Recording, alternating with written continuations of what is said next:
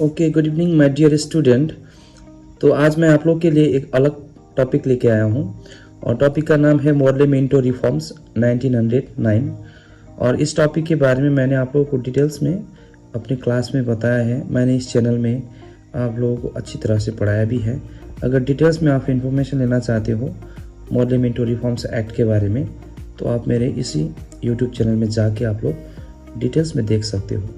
और 1909 का जो अधिनियम है जिसे मॉर्ले मिंटो रिफॉर्म्स एक्ट के नाम से जाना जाता है, और क्योंकि मॉर्ले भारत के सचिव थे और ये जो मिंटो थे ये भारत के वायसराय थे, इसलिए दोनों के नाम पर इस रिफॉर्म्स या इस एक्ट का नाम मॉर्ले मिंटो रिफॉर्म्स एक्ट पड़ा।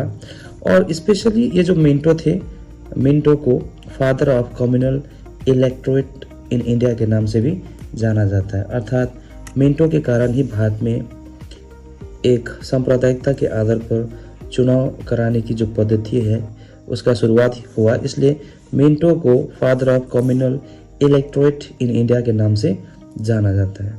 और मॉर्ले मिंटो रिफॉर्म्स एक्ट के बहुत सारे फीचर्स थे, बहुत सारे विशेषताएं थे, लेकिन उसमें से सबसे चीफ फीचर या सबसे प्रमुख विशेषता सेपरेट इलेक्टोरेट फॉर मुस्लिम, अर्थात ब्रिटिश ने इस अधिनियम के पश्चात भारत में स्पेशली मुसलमानों के लिए एक अलग एक निर्वाचन पद्धति का शुरुआत किया।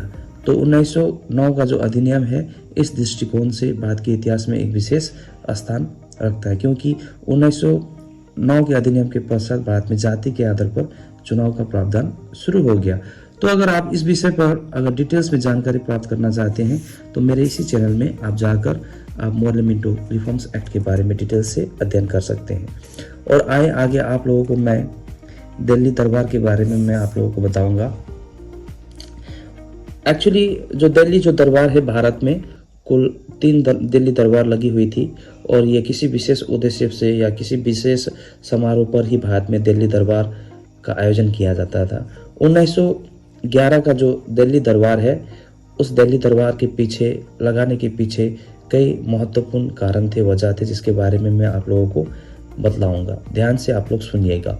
तो to commemorate the coronations of King George V and Queen Mary as empire and empress, अर्थात 1911 में दिल्ली दरबार लगाने के पीछे का प्रमुख वजह था क्योंकि उस समय उन दिनों इंग्लैंड का जो किंग है जॉर्ज पंचम और जो रानी है मैरी बनी हुई थी, जिस कारण से दिल्ली में एक भव्य दरबार का एक आयोजन किया गया था।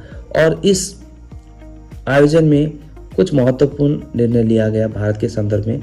सबसे प्रथम था भारत का जो कैपिटल है, भारत की जो राजधानी है उसको ट्रांसफ़र किया गया और कलकत्ता से उसको भारत की राजधानी दिल्ली बनाई गई। और एक्चुअली इसको देखा जाए तो एक्चुअली हैपन ऑन 1 अप्रैल 1912, अर्थात कलकत्ता से दिल्ली जो भारत की राजधानी बनाने की घोषणा 1911 में की गई थी, लेकिन ऑफिशियली देखा जाए तो ये जो ट्रांसफ़र है ये हुआ था 1 अप्रैल 1912 में। तो इसी समय में बंगाल के स्पेशली जो लोग थे जो पार्टीशन ऑफ बंगाल का विभाजन के विरोध में आंदोलन कर रहे थे, स्वदेशी और बहिष्कार, और यह इतना ज़्यादा प्रभावशाली था कि ब्रिटिश को आखिरकार भारतीयों की मांग को मानना ही पड़ा। और क्योंकि ब्रिटिश को बहुत ज़्यादा आर्थिक नुकसान हो रही थी, भारत के लोग लगातार विदेशी वस्तुओं का बहिष्कार कर रहे थे और स्वदेशी वस्तुओं का इस्तेमाल कर रहे थे, इसलिए आखिरकार अंत में जाकर ब्रिटिश सरकार को बंगाल विभाजन की जो घोषणा है उसको वापस लेना पड़ा।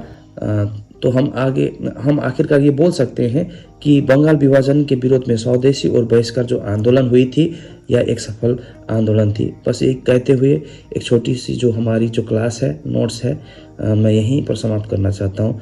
Thank you very much, bye bye.